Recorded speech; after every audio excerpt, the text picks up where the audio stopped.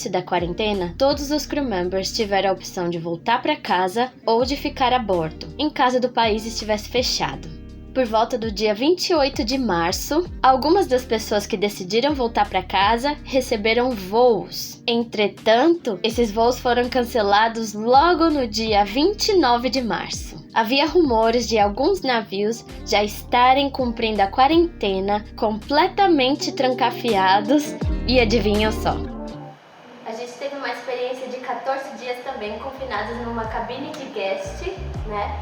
Cada pessoa numa cabine diferente e a gente não teve contato com ninguém. As pessoas traziam comida na porta do quarto, né? E todo esse tempo a gente criou meios de não ficar entediado.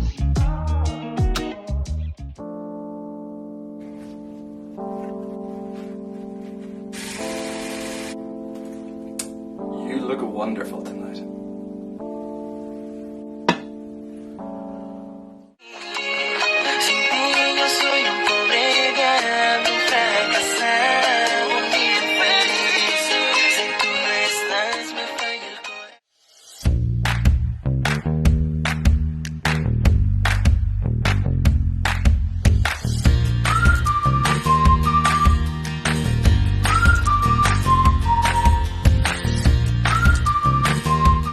Cerca de uma semana após o isolamento social, Independence of the Seas foi o navio que trouxe suprimentos pra gente. Até que chegou o dia que a gente amanheceu em Miami.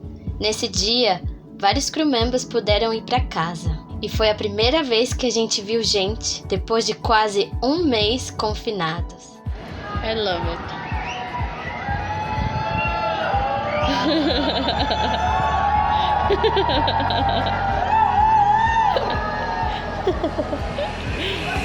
I almost cry now.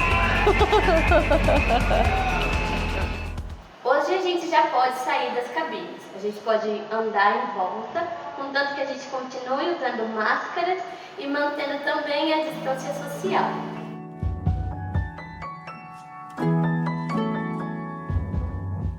Eles cancelaram os nossos contratos, algumas pessoas ainda estão trabalhando, como as pessoas da cozinha, pessoas que operam máquinas, engenheiros, por exemplo, que fazem o navio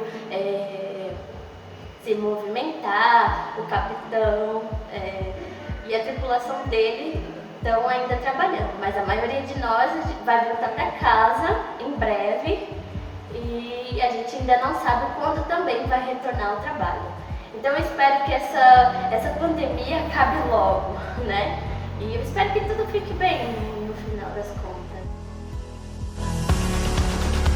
E no próximo episódio eu vou te mostrar como foram os dias em que a gente foi finalmente liberado das cabines de guest. Até lá!